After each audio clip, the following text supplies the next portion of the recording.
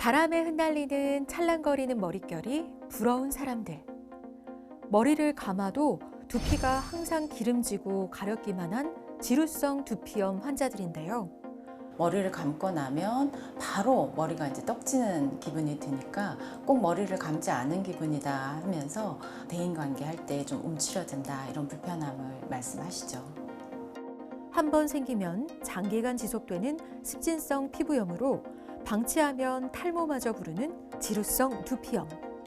어떻게 치료하고 예방해야 하는지 온에어 닥터스에서 알아봤습니다.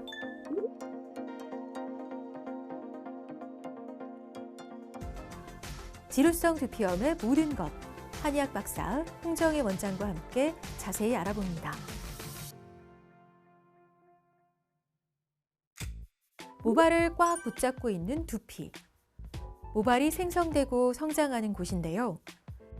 이때 두피의 피지선은 피지라는 기름을 분비해 두피와 머리카락을 보호하는 데 중요한 역할을 합니다. 하지만 두피는 얼굴 피부보다 피지 분비량이 많은 탓에 지루성 두피염에 노출되기 쉽습니다. 지루성 두피염은 두피의 가려움이나 따가움 혹은 뾰루지 또 각질이 떨어지는 비듬의 주된 증상을 나타내는 두피 질환입니다.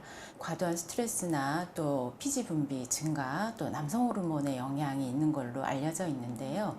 체질적으로는 과도한 체열이 머리로 두피로 올라가서 두피의 유수분 밸런스가 깨어지고 두피의 면역 기능이 떨어지면서 생기는 만성적인 두피염증입니다. 두피의 피지가 과도하게 분비되면서 모공이 막혀 염증이 생기는 지루성 두피염. 이때 염증을 개선하지 못하면 탈모로 이어질 수 있어 주의가 필요한데요. 지루성 두피염이 만성화되면서 결국은 모낭과 모근의 기능까지 악화되어 결국 모발이 가늘어지고 또 새로 나는 모발의 양이 줄어들어서 우리가 쉽게 알고 있는 탈모라는 증상이 생기는 질환입니다. 탈모 증상인가 해서 내원하셨는데 또 지루성 두피염이 있는 걸로 진단이 되고 지루성 두피염을 또 치료했더니 탈모까지 함께 치료되는 경우도 굉장히 많습니다. 계절이 바뀌는 환절기에는 각종 두피 문제를 겪기 쉬운데요. 특히 큰 일교차와 건조한 날씨가 이어지는 봄철은 지루성 두피염 환자가 증가하는 계절입니다. 지루성 두피염은 두피의 유수분 밸런스가 깨어지고 또 두피에 열이 오르면서 두피 면역 기능이 저하되어서 나타나는 질환이다 보니 봄, 가을과 같은 환절기에 인체 면역 기능이 저하되면서 같은 지루성 두피염의 증상도 악화되고 또 발병을 하는 경우도 많습니다. 두피가 많이 가렵다 보니까 손으로 많이 긁거나 하는 경우가 많습니다. 그래서 두피에 2차 감염이 일어나서 또 지루성 두피염을 악화시키게 되기도 하고요. 좀 자극적인 음식들이 또 많고 저녁에 늦은 시간에 먹는 경우가 굉장히 많습니다. 그러다 보니까 이로 인해서 또 면역 기능이 나빠지고 두피의 열도 늘어나서 지루성 두피염을 악화시키는 요인으로 작용하고 있습니다. 수면 부족과 스트레스에 시달리는 현대인. 과도한 음주와 불규칙한 생활에 노출되면서 지루성 두피염 증상을 호소하는 환자가 증가하고 있습니다.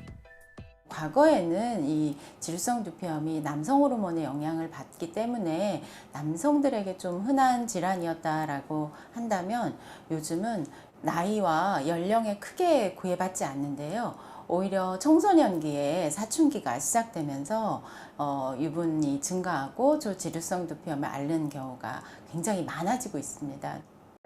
평소 피지 분비가 많은 지성 두피로 일상생활에 불편함을 느낀 30대 남성. 최근 극심한 두피 가려움에 홍반까지 생겨 한의원을 찾았습니다. 요거 때문에 뭐 진단 받아보시거나 뭐 그동안 치료 같은 거 있을까요? 한 건 없고 그냥 샴푸? 샴푸 그쵸. 바꾸는 거 예. 했을 때는 시원한데 그냥 그때만 그러고 예. 좀 몇 시간 또 지나면 다시 또 다시 기름 많이 반복되죠. 지고 실제 머리를 감고 나도 두피가 가렵고 또 머리를 감고 났는데도 두피의 유분이 제거되지 않고 금방 머리가 기름지고 떡이 진다 이런 느낌까지 받게 되고요. 두피에 뾰루지가 자주 생깁니다. 그리고 그러다 보니까 통증까지 또 일으키기도 하고요. 탈모량이 너무 많이 늘어났다라고 느끼는데 그 원인이 두피의 염증 때문에 생기는 경우도 많습니다. 평소 머리가 쉽게 기름지고 가려워서 자주 긁는다거나 두피 여드름, 각질이 생기는 경우, 두피와 얼굴이 뜨겁고 머리카락이 많이 빠진다면 지루성 두피염은 아닌지 의심해 봐야 합니다. 두피 검사 한번 해볼게요. 현미경 두피 검사를 통해 환자의 두피와 모발의 상태를 꼼꼼히 확인하고 확실히 정수리 쪽이 두피가 안 좋다 보니까 모발도 많이 가늘어졌네요. 지루성 두피염의 원인인 두피의 열도 동시에 측정하는데요. 두피 열은 체질적으로 과도한 몸의 체열이 발생하고 그것이 이제 두피로 오르는 현상을 말하는데요. 두피의 열이 오르는 것이 오래 지속되다 보면 두피의 유수분 밸런스가 깨어지게 됩니다.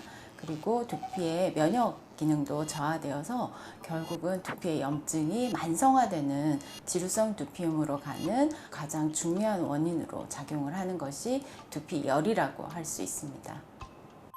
정상 두피는 모발 밀집도가 높고 모발 굵기와 상태가 일정한데 지루성 두피염이 있다면 염증으로 인해 두피가 붉고 모발 밀집도가 낮으며 모발 굵기가 일정하지 못한 불균형 상태가 됩니다. 다른 사람들보다는 유분이 좀 더 많이 늘어나 있지만 내가 샴푸할 때 조금 더 신경 써서 한다면 크게 문제가 없는 상태가 지성 두피라면 지루성 두피염은 그렇게 샴푸를 함에도 불구하고 말씀드린 증상들이 여전히 지속되고 그것이 하루 이틀 지속되는 게 아니라 장기간으로 지속되는 경우가 많습니다. 원래는 지성 두피 정도였는데 이러한 생활 습관에 문제가 생겼을 때 면역 기능이 저하되면서 어느 날부터 지루성 두피염 증상으로 진행되고 발전되는 경우가 많습니다. 아무래도 건성 두피를 가지신 분들보다는 지성 두피를 가지신 분들이 그렇게 발전하는 경우가 더 많습니다. 지루성 두피염은 두피의 유형과 증상에 따라 지루성과 건성으로 나눌 수 있는데 피지의 과다 분비로 생기는 지루성은 기름진 두피에 노랗고 두꺼운 각질, 화농성 염증이 생기게 되고 두피 수분 부족으로 생기는 건성은 민감한 두피에 하얗고 부스러지는 각질, 심한 가려움을 느끼게 됩니다. 두피에 염증뿐만 아니라 피지선에서 과도한 피지가 분비되는 두 가지 문제가 동시에 있다 보니까 단순히 염증을 개선한다고만 해서 지루성 두피염이 개선되지 않는 경우가 많습니다. 이 지루성 두피염의 치료에 있어서는 면역 기능 개선해서 두피의 염증 반응을 줄이는 것과 더불어서 몸의 열 반응을 조절해서 피지 분비의 조절도 함께 이루어내야만 완전한 치료가 가능합니다. 지금 이제 이 부분이 말씀하셨던 이제 뾰루지가 나고 가렵고 따가운 부위에 해당이 되고요. 두피에 열을 내리기 위해서 모공들이 다 벌어져 있어요. 그러다 보니까 모발의 힘도 줄어들어 있고 탈모량 증가의 현상을 또 나타내고 있어요. 그래서 일단 치료는 두피열을 내리는 거부터 시작이 되는 거고요.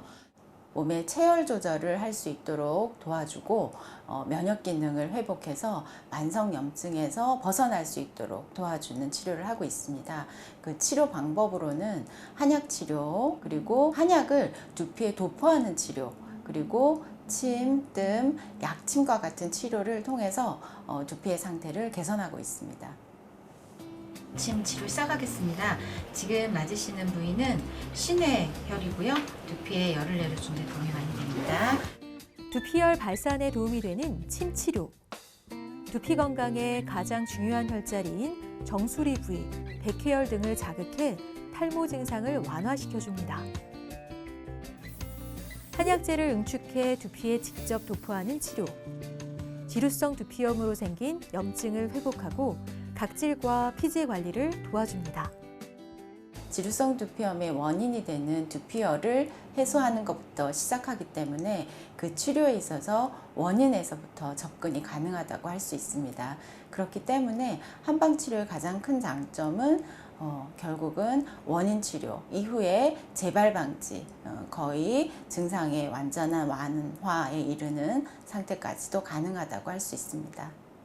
증상이 이제 좀 완화되었다고 해서 또 내가 다 나았나 이런 생각을 하실 수 있게 되는데요. 실제로 본인이 느끼는 증상은 다 개선이 되었는데 두피 검사를 해보면 아직 두피에 열과 염증이 남아있는 경우도 많습니다. 그래서 완전하게 두피염이 개선될 때까지 치료를 좀 지속해 가는 것이 중요하고요.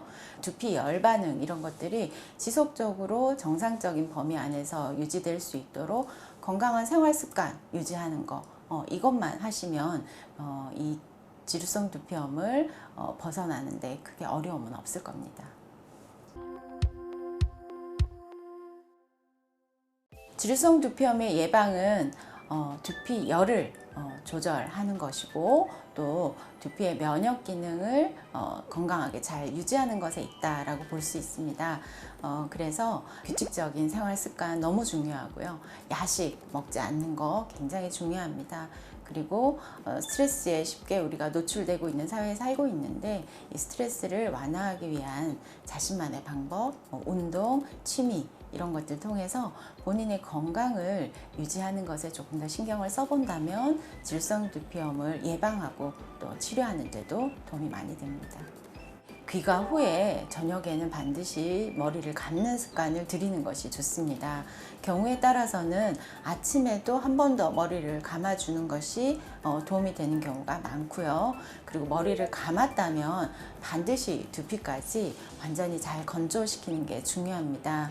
특히나 베개에 닿는 뒷머리 부위는 땀이 나기도 하고 눌리는 부위이기도 하기 때문에 두피가 잘 건조될 수 있도록 신경 써주시는 거 중요하고요. 헤어 제품 사용하는 경우 많은데 가급적이면 두피에 잘 닿지 않게 모발 쪽 끝으로 사용하는 걸 추천드리고 또 헤어 제품을 많이 쓸 수밖에 없는 상황이었다면 세정을 잘 하시는 거 또 추천드리겠습니다.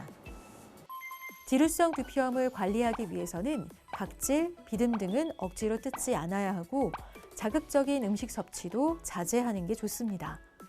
스프레이, 왁스 등 헤어 제품은 되도록 적게 쓰고 자신의 두피에 맞는 샴푸를 사용해 꼼꼼히 헹구고 말려 두피를 청결히 유지하는 노력이 필요합니다.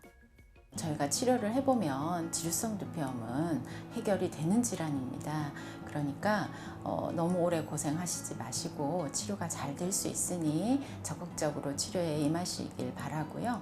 요즘처럼 이제 환절기나 또 스트레스 상황이 또 있을 때에는 본인의 건강과 마음을 잘 챙기는 그런 시간들을 가져보시는 것도 지루성 두피염 치료에 또 도움이 많이 되니까요. 힘내시기 바랍니다.